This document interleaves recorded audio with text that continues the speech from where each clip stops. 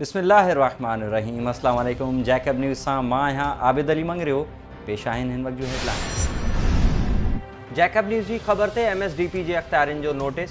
जाफराबाद पाड़े में सफ़ाई जो अमल शुरू। जाफराबाद पाड़े जी फैज़न शाह घिटी में नालिन जे मरम्मती कम दौरान ठेकेदार पारां नालिन जो गंद कचरो घर अॻियां फिटो करे फरार थी वञण बाद जैकब न्यूज़ पारां इलाइक़े वासियुनि जे एहतजाज ते ख़बर नशर कई वई, जंहिं ते MSDP जे अख्तियारिन नोटिस वठंदे घिटी जी सफ़ाई जो कम शुरू कराए छॾियो आहे। इन सिलसिले में MSDP जे प्रोजेक्ट मैनेजर आसिफ अली रिंद जो चवणु हो त तरक्याती कमनि दौरान थोरियूं ॾुखियाऊं बि ॾिसणियूं पवंदियूं आहिनि। कोशिश आहे त शहरिन खे बिना कंहिं तकलीफ़ पहुचाइण जे कम मुकम्मल कयो वञे। घिटी जी सफ़ाई जे सिलसिले में ट्रैक्टर ट्रालियूं मोकिले समूरो गंद खणाए घिटी साफ़ कराई वई आहे। जैकबाबाद में मुबारकपुर वासी पीर संजो भाॼाई जी ॻोल्हा में मदद करण जी अपील। मुबारकपुर जे ॻोठ काइम खान खोसो वासी Ghulam Farid Khoso district press club पहुची चयो आहे त मुंहिंजी भाॼाई 40 वरनि जी अमीरा खोसो गुज़िरियल 3 ॾींहनि खां घरां निकिरी वई आहे, जंहिंजो दिमाग़ी तवाज़ुन दुरुस्त न आहे। संदसि ॻोल्हा में मदद कई वञे। कराची में असिस्टेंट कमिश्नर जैकबाबाद जे ड्राइवर ऐं संदसि भाउ जो पोरियत ते तशद्दुद। कराची जे क़ायदाबाद थाणे जी हद शेरपाव बिलाल कॉलोनी में असिस्टेंट कमिश्नर जैकबाबाद जे ड्राइवर इमरान उड्डो ऐं संदसि भाउ ज़हीर उड्डो पारां पैसनि जी ॾेती लेती तां मुबैना तौर मच्छी विकिरो कंदड़ पोरियत मथां सख़्त तशद्दुद करे रतोरत कयो वियो। ज़ख़्मी पोरियत मूजिबि असीं इमरान उड्डो जे भाउ ज़हीर उड्डो खे उधारा पैसा ॾिना हुआसीं, जेके घुरण ते तशद्दुद कयो वियो ऐं इमरान उड्डो असिस्टेंट कमिश्नर जैकबाबाद जो नालो इस्तेमालु कंदे असां मथां कूड़ा केस दाख़िल करण जूं धमकियूं ॾेई रहियो आहे। डेप्यूटी कमिश्नर जैकबाबाद खे अपील आहे त AC जे ड्राइवर इमरान उड्डो ख़िलाफ़ कार्रवाई करे इंसाफ़ कयो वञे।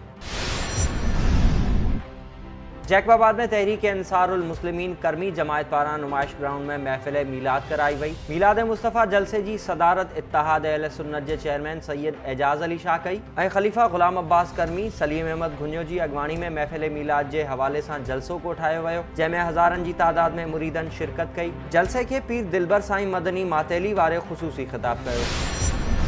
काज़ी अहमद वेझो आमरी रोड ते तेज़ रफ़्तार मज़दा जे टक्कर में नींगरी फौत। मज़दा जे टक्कर में 6 वरनि जी मासूम नींगरी जीअत मरीज़ सख़्त ज़ख़्मी थी पई, जंहिंखे माण्हुनि काज़ी अहमद इस्पताल मुंतक़िल कयो, जिते डॉक्टरनि संदसि मौत जी तस्दीक कई। इत्तला ते संदसि वारिस इस्पताल पहुता ऐं नींगरी जो मर्द खणाए घर पहुता त कोहराम मची वियो। ॿिए पासे नासिरी पुलिस ड्राइवर तालिब हुसैन शाहानी खे गिरफ़्तार करे मज़दा तहवील में वठी छॾी आहे। सकरंड वेझो 4 महीना अॻु फौत थियल औरत खे क़त्ल करण जो इंकशाफ। ॻोठ पलियो मक्सी में 4 महीना अॻु 2 सालनि जे ॿार जी माउ पसंद जो परिणो कंदड़ मुस्मात शबाना मक्सी जो घर अंदरां फाहो खाधल लाश हथ आयो हो, जंहिं बाबति क़त्ल जो इंकशाफ थियो आहे।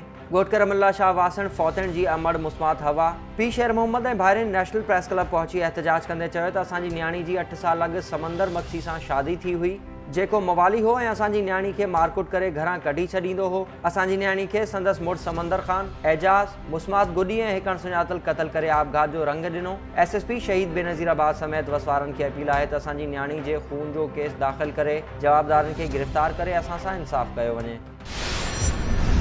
बडाणी वासी नीगर गुज़िरियल 20 ॾींहनि खां गुम, वारिस सख़्त परेशान। बडाणी वेझो ॻोठ अल्लाह बख्श भुट्टो वासी 16 वरनि जो नीगर इमरान पुट मोहम्मद शरीफ भुट्टो गुज़िरियल 20 ॾींहनि खां पुरसरार तौरु गुम आहे। नीगर जी अमड़ लॾण ख़ातून ऐं नानी आसिया ख़ातून जो चवणु आहे त नीगर खे मिटनि माइटनि में बि ॻोल्हियो आहे, पर किथे बि को ॾस पतो नाहे पियो। पुलिस खे अपील आहे त नीगर जी ॻोल्हा में मदद कई वञे। कंदकोट में ॻोठाणे जो सौट ऐं संदसि पुटनि जी ॾाढ ख़िलाफ़ एहतजाज। ॻोठ मोहम्मद बख्श बंगवार वासी बरकत अली बंगवार दाहींदे चयो त मुंहिंजी ज़रई ज़मीन ते सौट मंज़ूर बंगवार ऐं संदसि पुटनि यासीन ऐं शाबान कब्ज़ो करे मुंहिंजे 5 ॿारनि खे पाण वटि क़ैद करे छॾियो आहे, जंहिं ते तशद्दुद कयो पियो वञे। मूंखे ॻोठ खां बि तड़े कढियो अथनि। अपील आहे त संदनि ख़िलाफ़ कार्रवाई अमल में आणे मूं सां इंसाफ़ कयो वञे।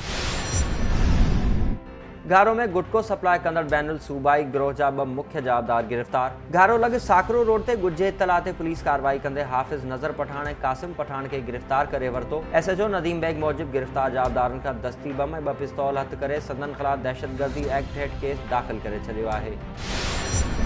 काज़ी अहमद जी जाम हैदर कॉलोनी में महफ़िल नात कराई वई।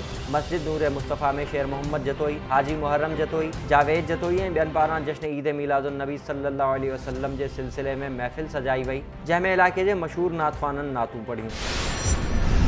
बुल्ली शाह करीम वेझो हाई स्कूल सईद खान लुंड में जश्न मीलाद थी गुजरियो।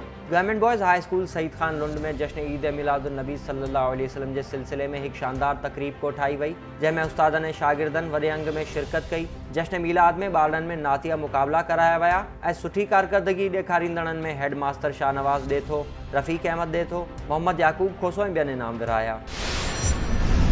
भिरिया सिटी भरसा गोट कोट बहादुर में पीर सखी कबूल मोहम्मद शाह सिद्दीकी जो सालियानो उर्स मल्हायो वियो। दरगाह जे गादी नशीन पीर अमजद अली शाह सिद्दीकी, पीर अली असगर शाह सिद्दीकी, पीर माजिद अली शाह सिद्दीकी मुख़्तलिफ़ दरगाहुनि खां आयल गादी नशीननि ऐं ॿियनि पारां दरगाह ते चादर चाढ़े तक़रीबन जो आगाज़ कयो वियो, जंहिं बाद रबीउल अव्वल जे सिलसिले में महफ़िल मीलादुन नबी जो एहतमाम कयो वियो, जिते नाले वारे नातख़्वाननि नात पढ़िया। ही हुई हिन वक़्त जूं ख़बरूं। वधीक ख़बरुनि ऐं अपडेट्स लाइ विज़िट कयो असांजी वेबसाइट www.jacobnewshd.com ऐं फेसबुक ते फॉलो कयो। ॾिसंदा रहो जैकब न्यूज़, ख़बर खां हक़ीक़त।